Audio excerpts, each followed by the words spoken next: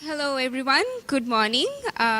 First off, thank you for joining us on a Sunday morning, for a talk which I'm sure is going to be really interesting.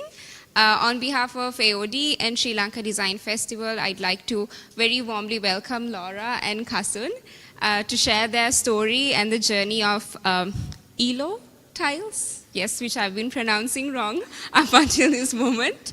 But it's one that really resonates with us because it is also coming from a place of uplifting local craftsmen and bringing in contemporary design to the local tile industry and a very purposeful movement and organization. So we are very glad and proud to welcome them and share their story with all of you here.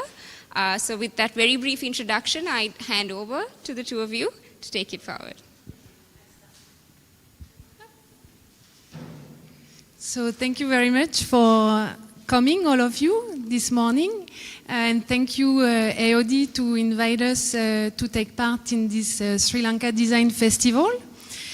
So we are Kasun and Laura from Ilo Colombo Tiles, and we are going to present today like our design process and how we are trying to revive the tile industry. I'll start with a bit of history about the cement tiles. So it's not a new thing, cement tiles. It originated around 1850s, during the 1850s in Europe. So some say in Spain or France, some say in Germany or Holland. It's quite unclear. Because there is a confusion between clay and cement tiles, which were using the same manufacturing process at that time.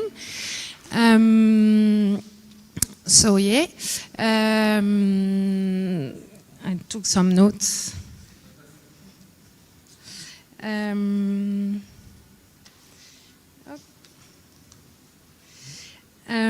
So it started in Europe, then the technique got exported to the colonies, so mainly Vietnam, Morocco, Cuba.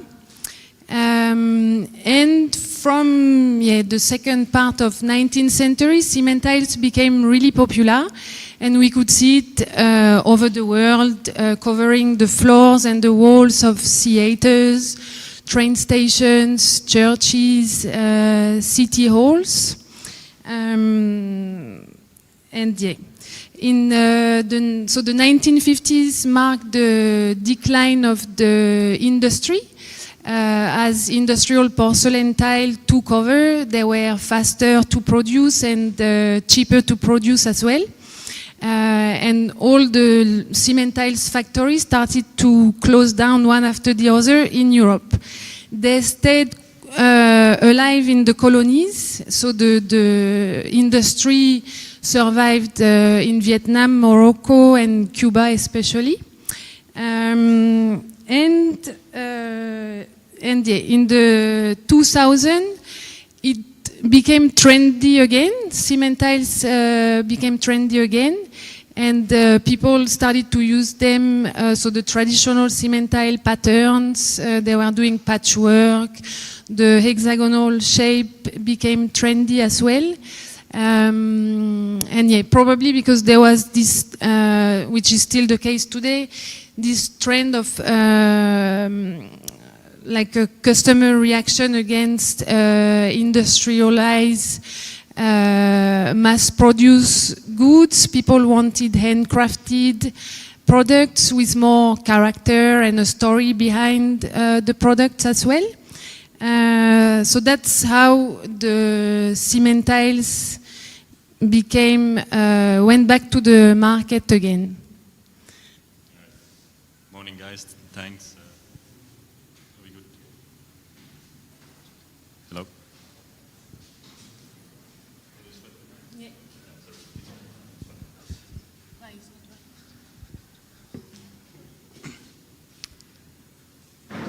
Hello, morning, guys.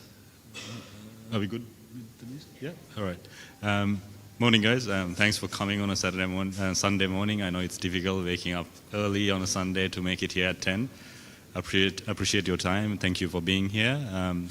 Thank you, Laura, for the introduction to cement tiles. I'll move towards how ILO became a thing. So how ILO happened was purely by accident. So we were both lived overseas. We met at uni and we moved here during 2017, and we were looking for a fun project. And then we decided to go overseas and look for opportunities, which we didn't find something interesting to do. Then my brother was building his house, and he was looking for something to stand out for their floors, and he found cement tiles, the imitation of cement tiles, and he loved it. We loved it when we saw it. Then we thought, why don't we open up a shop and we can sell the products here, then make a small shop out of like selling tiles. Then we went to East Asia looking for suppliers. Me and Laura went to Vietnam to look for suppliers, and in between they took us to factories. So we loved how they were being made, the colors, the workmanship behind it. We absolutely loved it. We came back and we were so determined to bring them to Sri Lanka and sell it everywhere. Also we thought that it would work here because everywhere we went, it was very monotonous. Sri Lankan floors been very monotonous for a while. It's been either the polished floors, which I love. Don't get me wrong. I love the fact that they are part of our architecture, and it's been there for a while. Then all of a sudden, the cut cement floors became a thing, and same with the cut cements. You are very limited with what you could do, and you started seeing them everywhere in the south, in every part of the island. It was the same floor. Then we thought we can do something nice out of cement tiles because you can have a lot of color. You can represent. You can give an identity to each and every project, and we can have a unique tile everywhere. So then we came back and we found out there's a huge tax on imported tiles. So if you bought a tile for $1, then it would have been $4 by the time it reached you guys. So it was not meant to work. Buying it there, selling it there, and if we would have bought the tiles there, it would have limited our capacity to do customized styles. We would have stick to the colors they picked, and it would have been very limited with options again.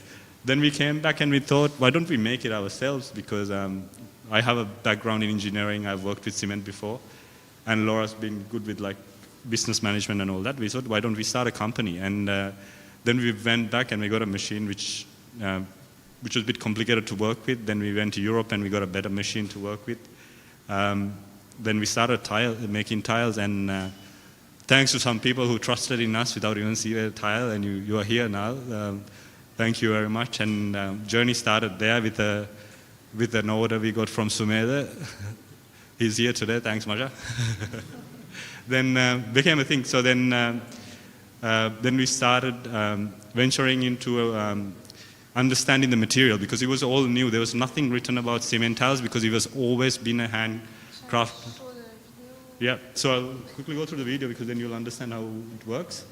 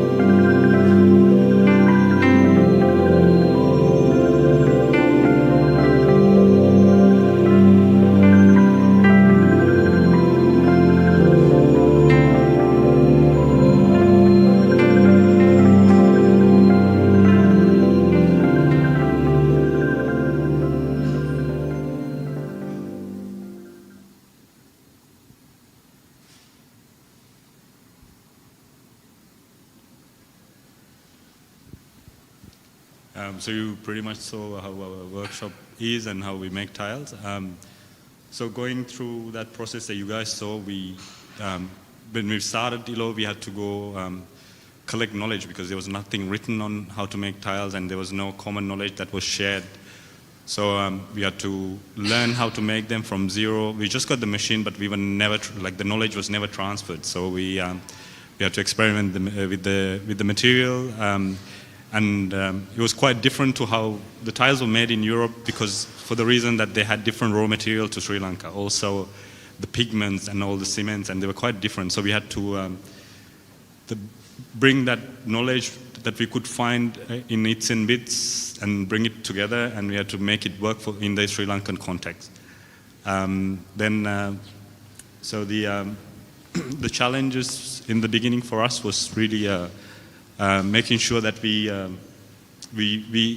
give the client the capacity to do a custom tile, make sure that you can have your tile with what you wanted, not instead of us pushing the client to have what we have. So part of that was us learning how to make the molds, which was not a knowledge that was around.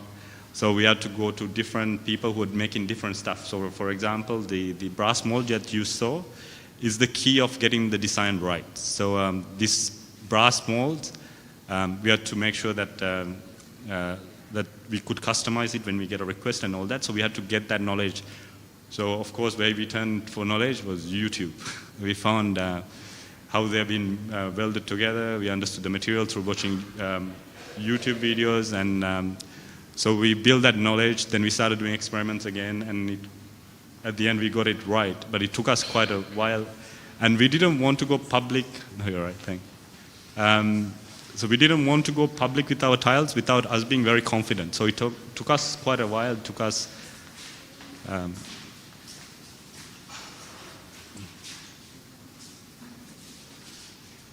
it took us about a year to get it right. Then we were confident enough to sell the tile. So it was mostly that building up of ILO. So and we also were fortunate to hire the right people, and we found right people, and we retained most of the right people, and it helped us really catapult into where we are at the moment. So we are very grateful for the people who work for us, people who helped us, and who support us in the journey. So in terms of design, how we plan, like how we identified design in Sri Lankan context, it all happened during the lockdown. You want to? Yeah, so Laura will explain how the designs went on and how we started with the design journey for the tiles. Yeah, and how we try to revive the tile industry through the design process as well, and not only through the technique. So we started, cement tile being not a new industry, you have all these traditional cement tiles patterns. So mostly florals, Islamic influence patterns, and Victorian patterns that you can still see. So in churches in Europe, in Paris, you see them a lot in the entrance of buildings, restaurants, cafes, etc. So we started replicating those because they are now in the public domain. Some are really like geometric patterns, simple patterns. We started with 5 molds, so the brass molds that you saw in the video and that we are displaying as well on the 8th floor. We bought 5 of those in Vietnam.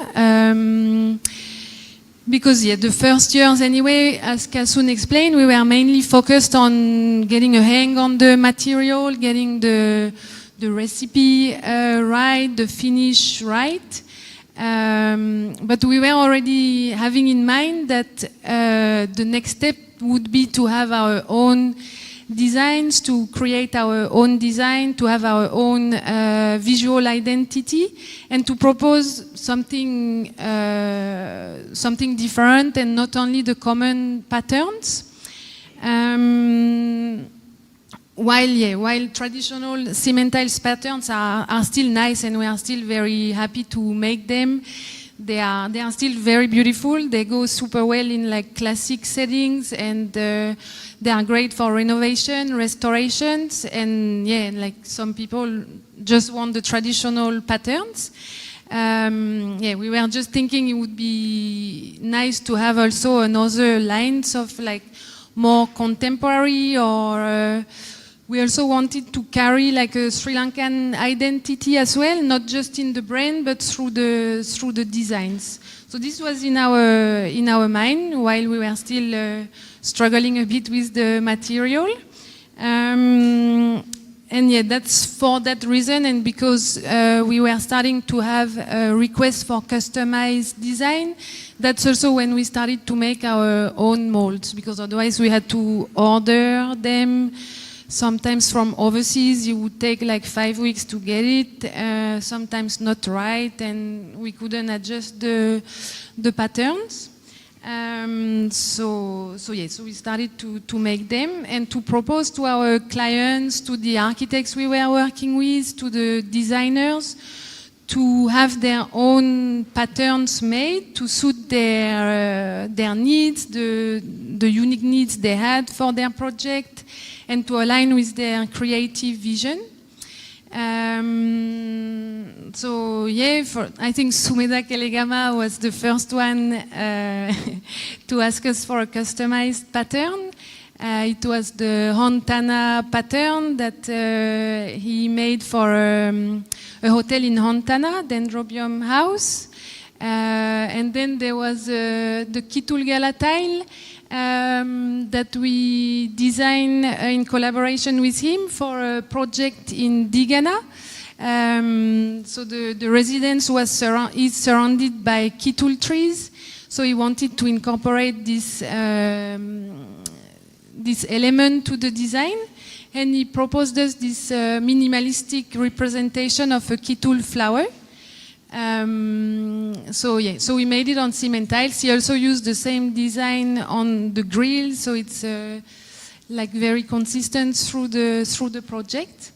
We also had a request from Visha Sekaram from MICD as well for I think it was not a renovation but a new residence in Jaffna.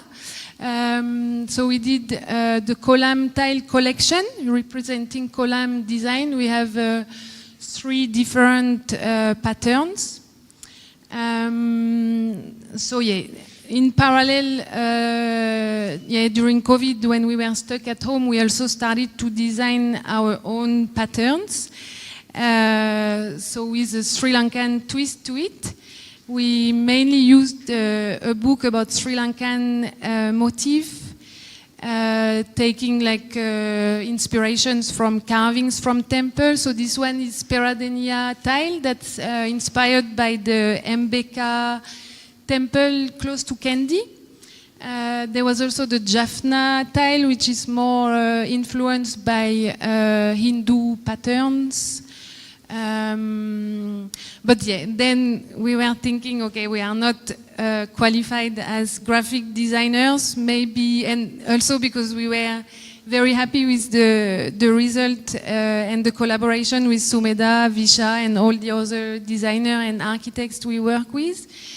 We were thinking, okay, maybe it's time to try to really collaborate and do collections with designers, graphic designers, interior designer, architects, artists, and propose them to do a collection, really like without us giving any input or trying not to influence them at all, and let them free to design their pattern and to show their personality, their artistic touch through the material. So I think one of the first collaboration, we are still making the tiles as well, but the first proposal we got was from Seshani Kure and Dinu.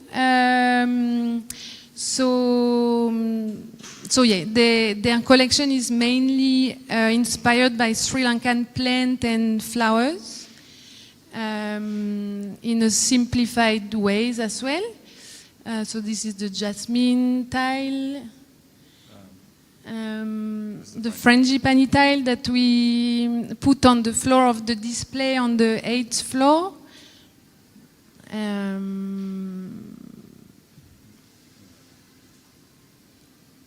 Yeah, and we are also gonna launch a collection with Martina from Source and Supply soon.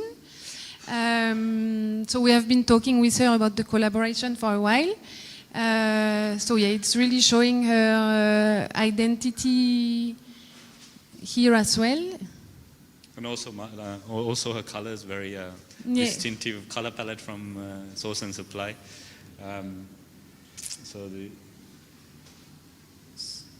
So we usually when we do a collaboration, we like to invite them to our workshop. We show them how we make the tiles, tell them a bit about the limitation because we can't have very thin lines, for instance.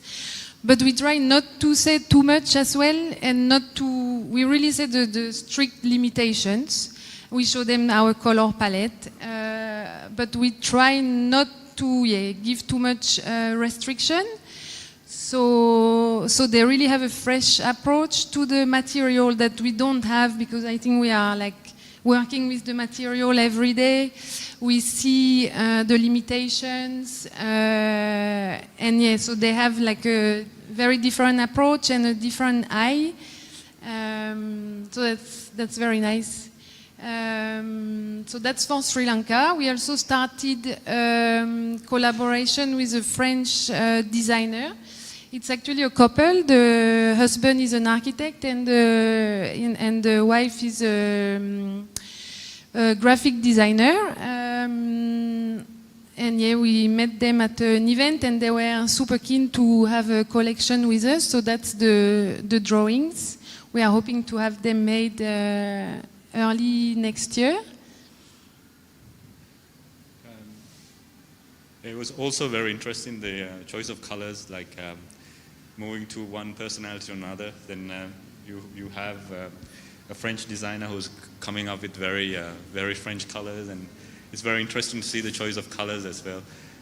Moving from Sashani, where the girls who designed them in a very Sri Lankan context had very Sri Lankan earthy tones, which we love, which works very well. And I think we can also transform that in Europe, where we sell, and it gives a really Sri Lankan vibe to it.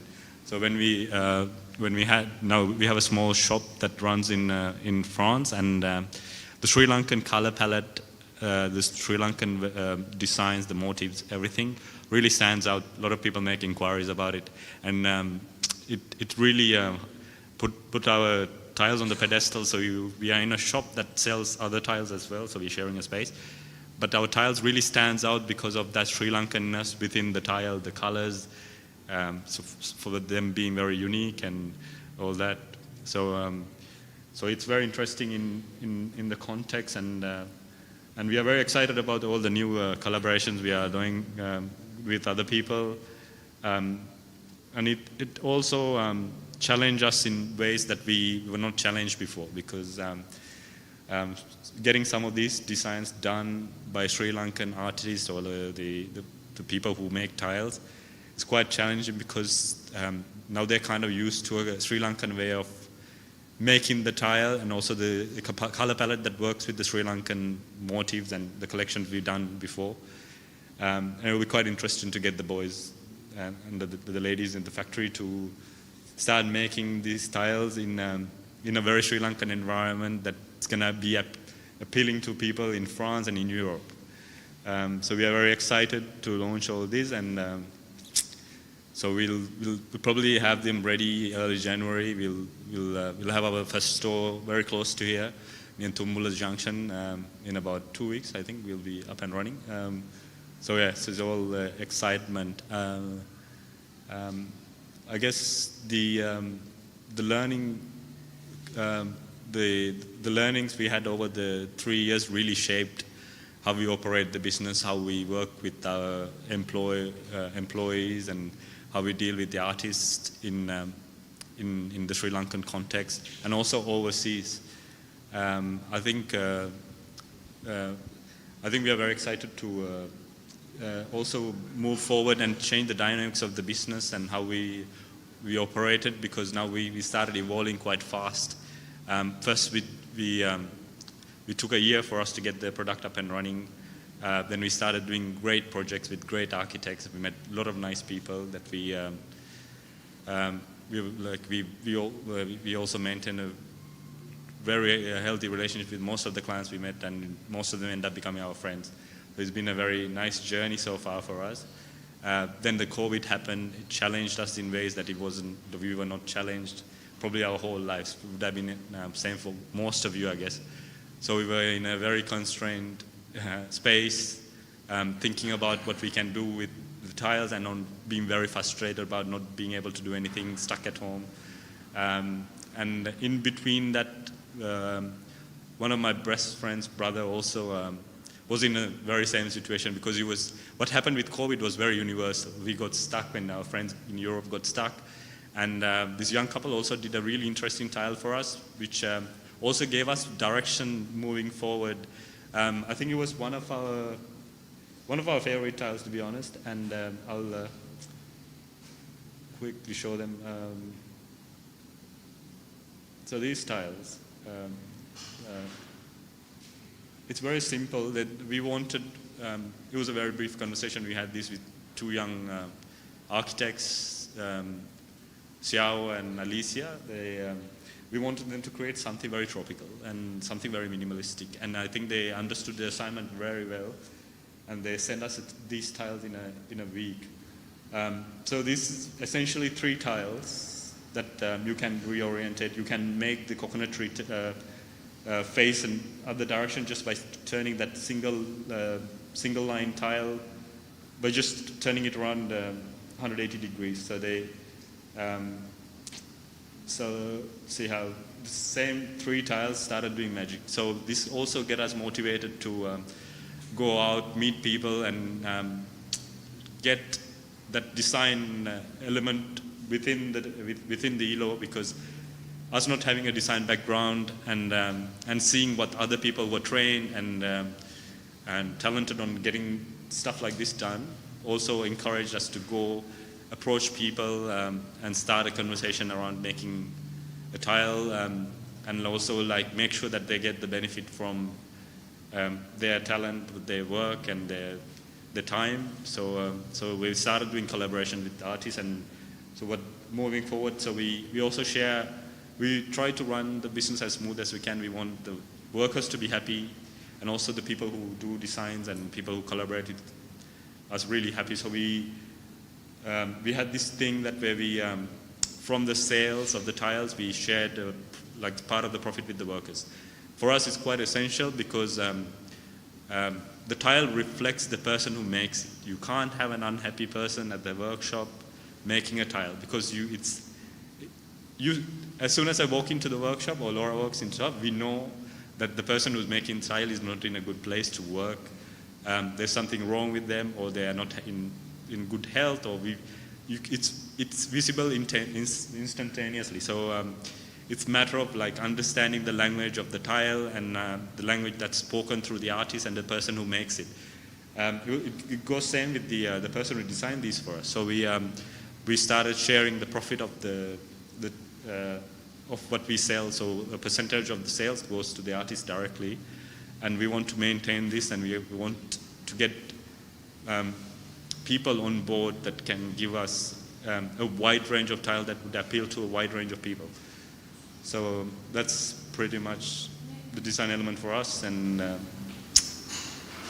I'm not sure if you missed anything in between.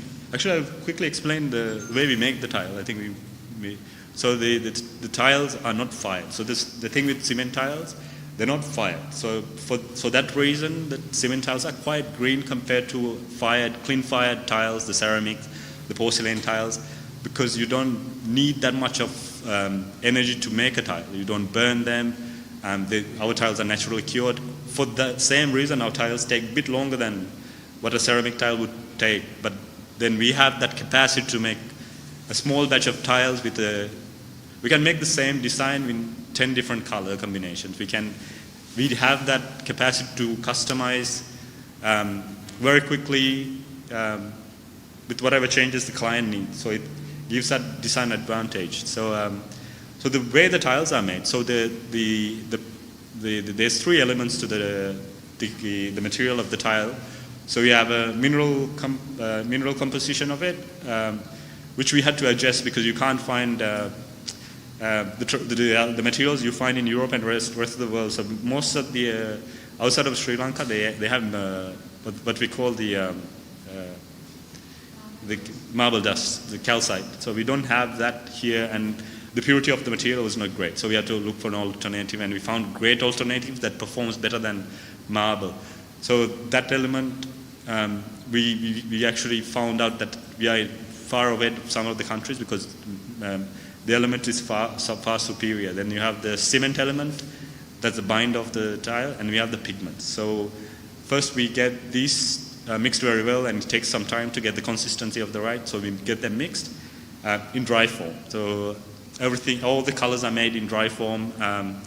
So they are stored for their color reference. And when we get an order, then we refer to the colors and we say, all right, the client wants the tree in blue and the background in a black or gray, whatever the color the client goes with. So we have them numbered. So then, as soon as we get an order, then we refer to the numbers, and the boys and the girls at the factory, they know how to go around it.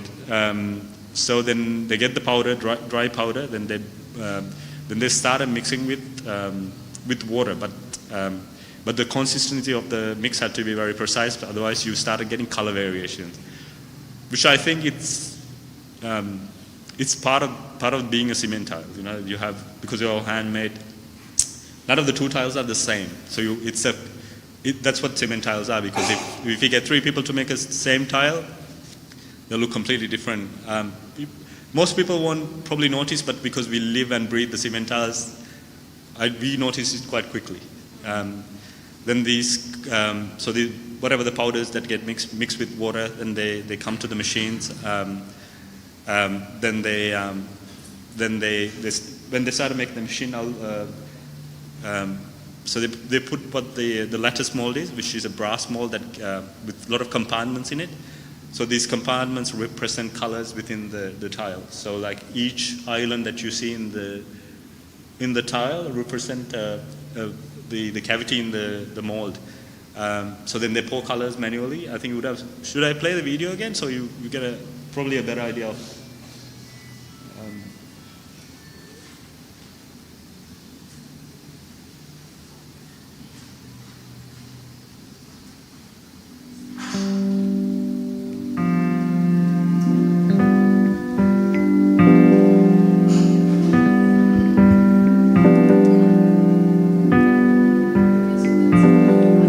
This is how the brass mold is made. So they're all made manually. They're all welded manually. So it's a bit tedious because you have to make sure that they don't leak when you put them in the machine. So we have to get them checked every day to make sure there's no leaks. So that's how they mix the colors. So you get them in dry form for mix for hours. Then they make their color liquid out of it. That's the key element, the brass mold. And each and every compartment you see here is filled with different tones of color. Then they're pressed under about 180-ton press, which is quite a lot.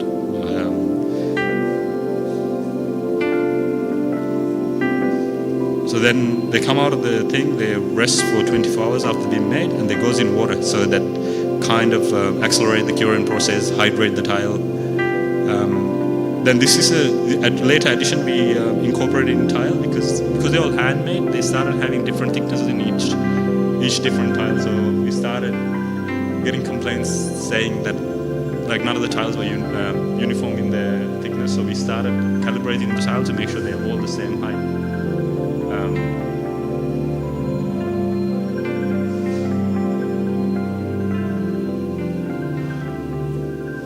I think we went through.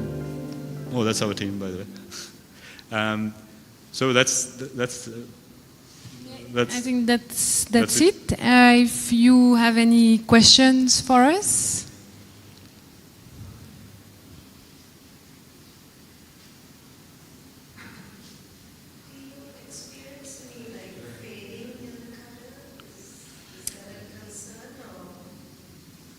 No, so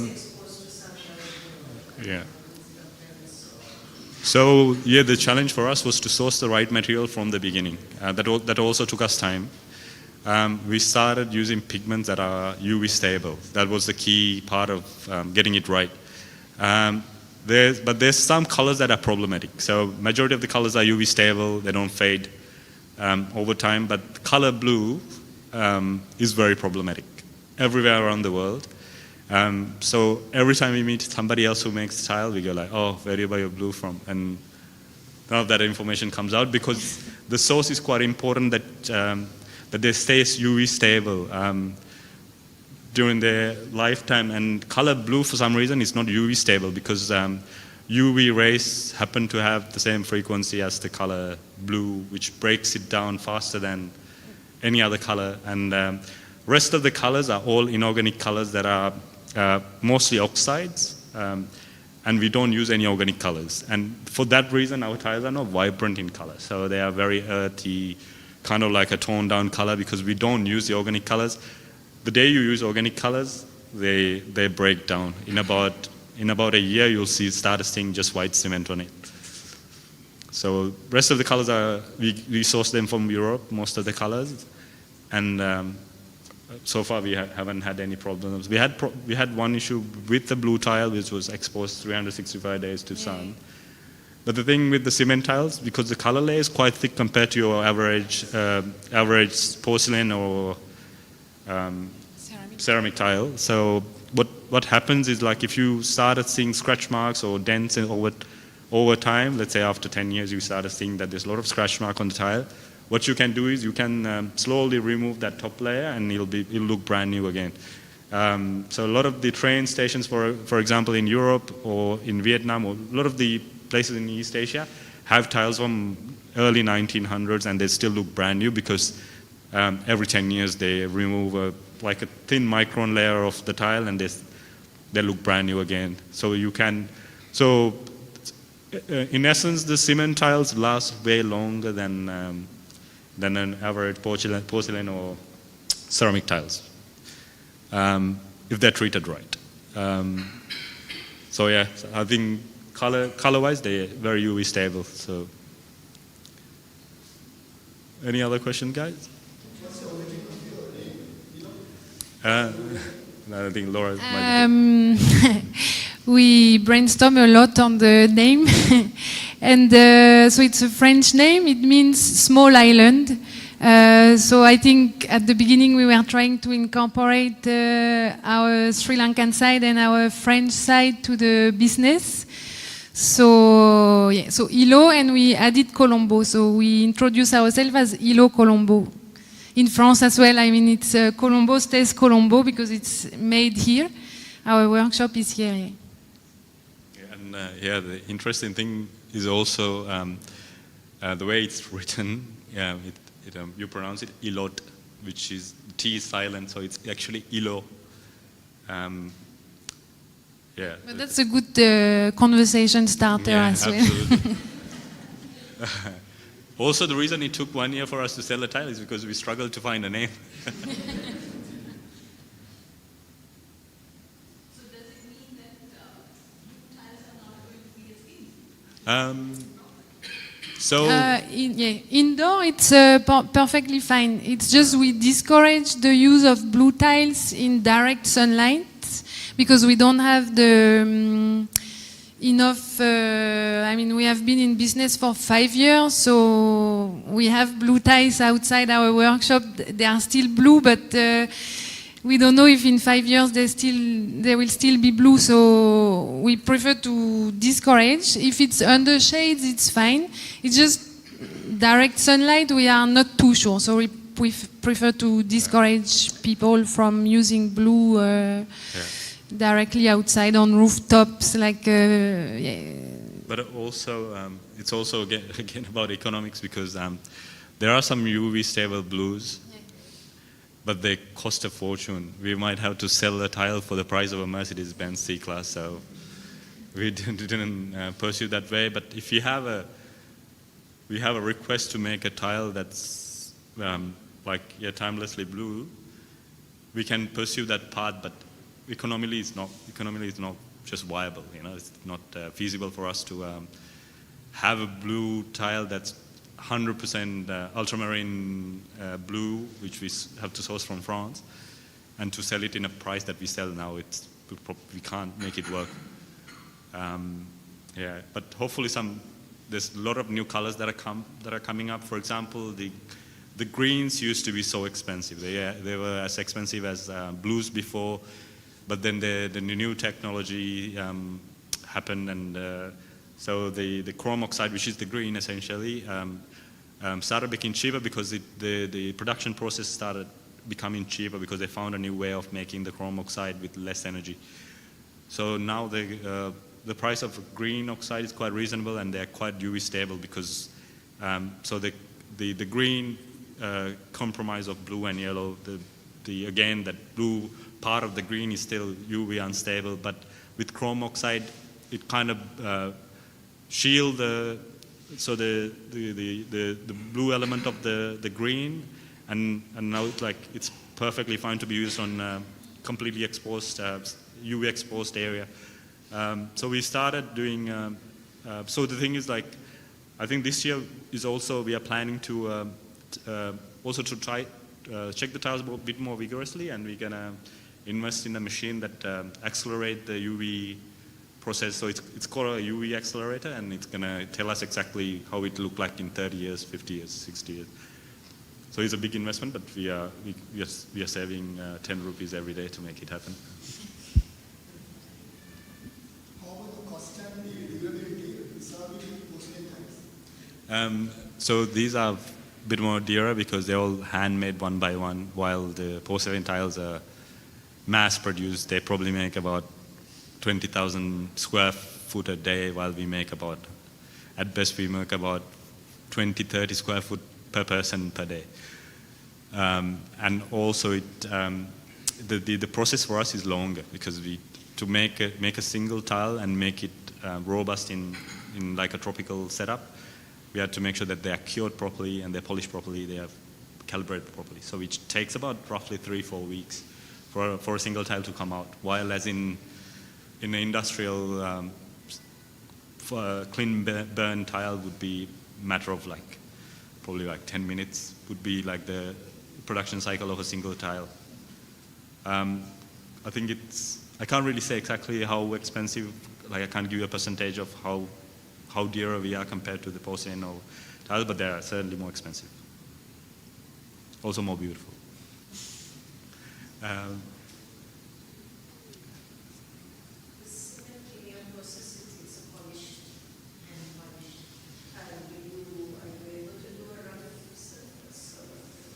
So the beginning of in the beginning the tiles are all rough when they come out of the machine.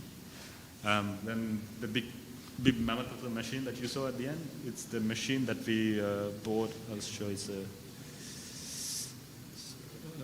So this is the press. The tiles are going in the water.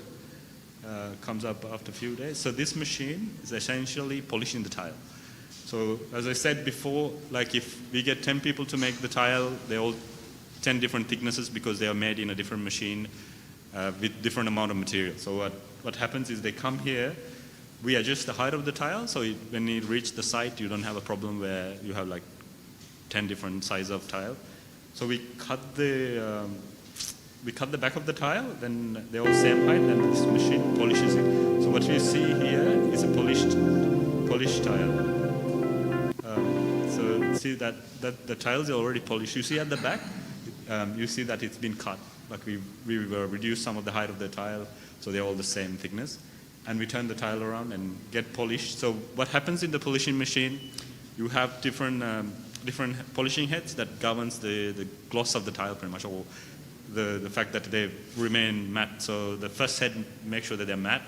The next head makes a bit more gloss. By the time you reach the sixth one, they're quite gloss. You can probably see your face on it.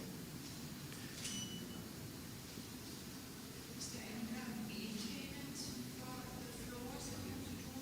Or I'm wondering, floors are worn every day, detergents, is that any reduction? So yeah, that's that's the big difference as well between ceramic and cement tiles.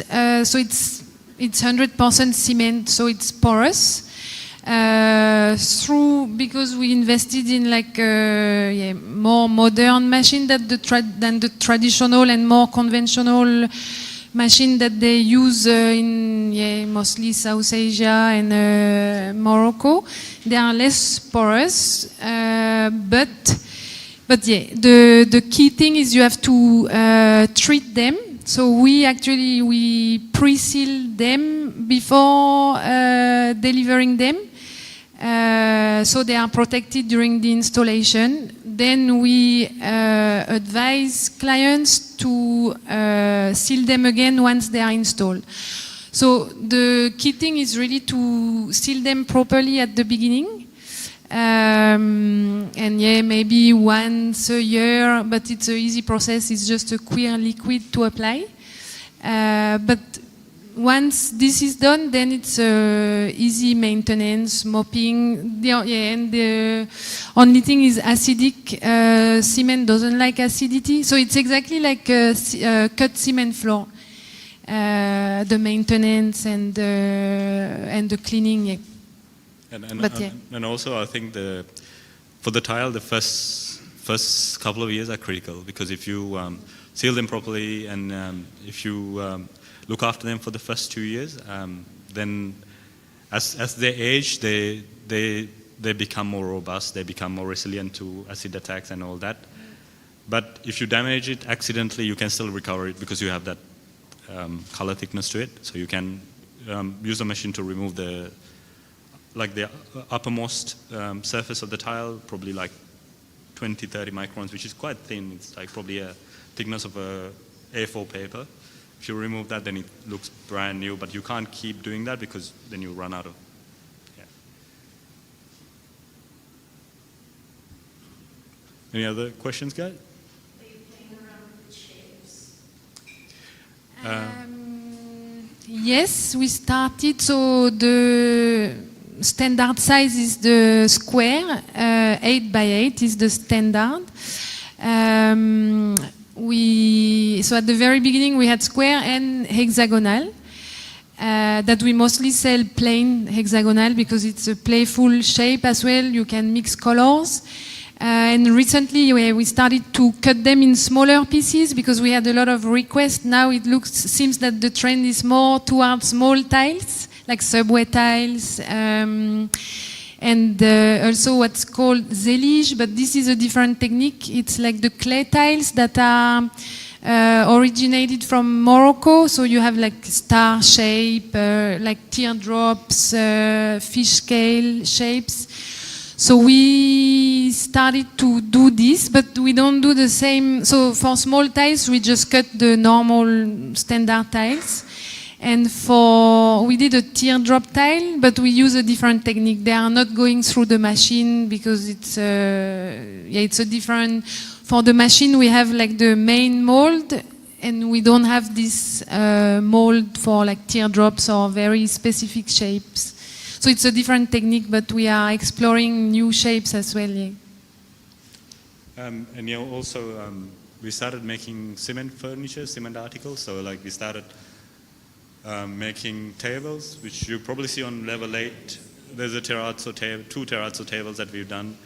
Now we're working on a bathtub, which we're trying to do with terrazzo and different colors. We're going to make it look a bit more funky than an average white color or gray color tub that will probably be out beginning of next year. And we started doing breeze blocks. If you've seen it upstairs, there's a breeze block that we're doing. We started doing bigger slabs of cement. Let me see if I can find.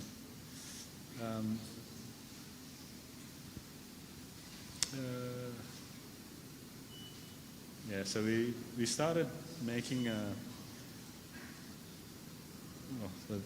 sorry that I don't think it's with me, but we started making cement plinths with different colors, different textures, and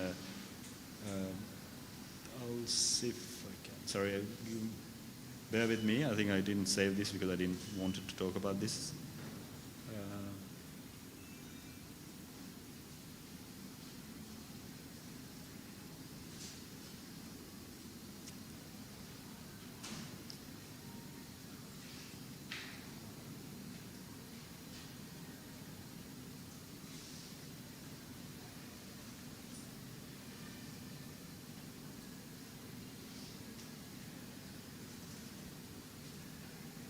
do you have an image of the Google Drive? No. Of the cement plinth? No. Sorry, I don't think we have a photo. Extremely sorry. But yeah, you can see it upstairs on level 8. We'll have a small sample we done for a hotel project, and it's still up there. And you only wall tiles apart from floor tiles? So these are both floor tiles, and you can use it on both floors there. So if we get a special request to saying it's a big wall that you want a thinner tile, what we do is we adjust the height. Rather than that, they're pretty much the same tile. You treat it the same way, and they function the same way. You make plain tiles with different colors or without design? Yeah, actually we do. So when we get a request, because that's why I was saying that we can do a lot of customized tiles, because as soon as we get a request, we can change the shade of the tile, and we can also play with the combination of the tile and also the texture of the tile. It doesn't take us a whole production cycle like it would for a porcelain or a tile. So we can quickly change. We can do a range of colors, and if you go to our website, I think there are a couple of examples on our Instagram. It's a good place to see a couple of projects we've done with different variations, and now terrazzo pieces. So it's all up there if you want to have a look.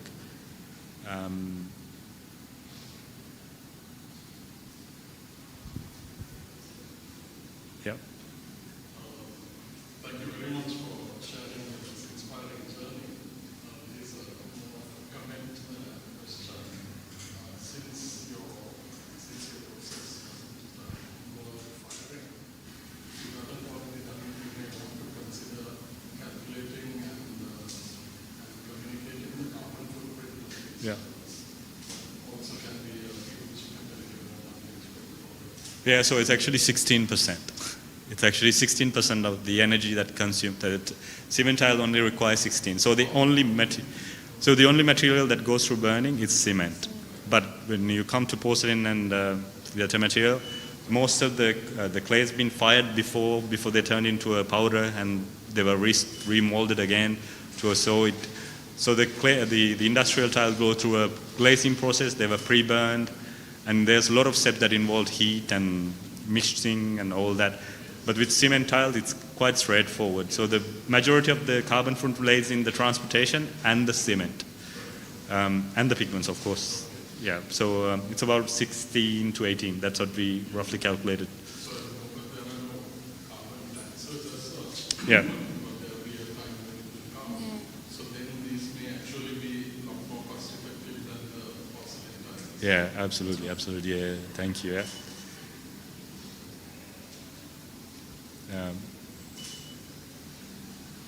Yeah. Go. So with the base in place and the design elements and colors and any kind of expansion that you guys are planning where it suddenly is a completely new thing versus just tiles, for example? So we are looking at venturing into probably tiles in the sense, but we'll start making tiles with different textures, because I see that there's a huge gap in the flooring industry in Sri Lanka, because majority of the floors are either cut cement or traditional porcelain cement tiles, and there's nothing in between, something playful. I think there's some nice tiles done by Ranjit Terrazzo. I love them. They're quite nice. But also I see them everywhere in the same format, same colors.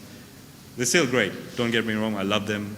Absolutely brilliant. But I think there's still a bit of space for somebody to come and play with the tones, textures, and different tile colors. Because every time we attend like an exhibition in Europe, we see like absolutely incredible amount of material that could be used on floors, and I think it should get here, but the fact that we are isolated as an island plays a huge role in like us being few years behind in terms of what's happening in Europe, America, or like even Asia Pacific, like we are.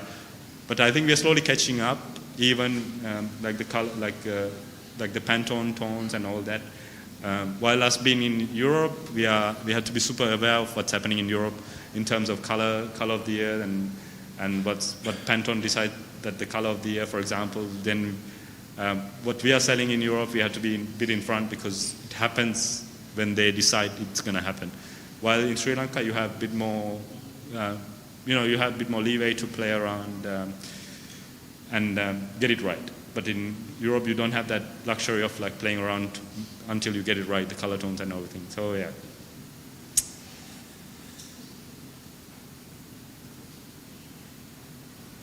Any other question, guys?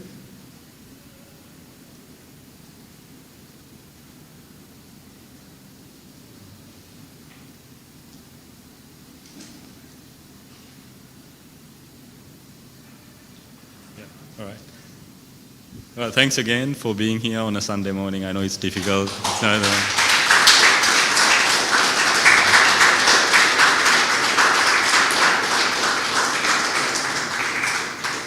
thank you very much. Yes, thank you, Hassan. Thank you, Laura. Very inspiring journey, beautiful work. So thank you for an inspiring Sunday morning. I'd like to invite all of you to maybe visit the 8th floor. They have a small booth up there where you can actually touch, feel, talk about and explore the product more. And I also want to take the opportunity, if you guys are interested, to stay on at 11:30. We have another forum, also an interesting one on exploring a different kind of material, bamboo, which is a new movement in Sri Lanka, and we see that really growing. So there's a documentary on a whole bamboo movement starting in Sri Lanka, and a talk between the creators of it. So that starts at 11:30. I think that gives enough time to quickly head up, maybe quickly grab something to eat or drink, and be back at 11:30. Thank you.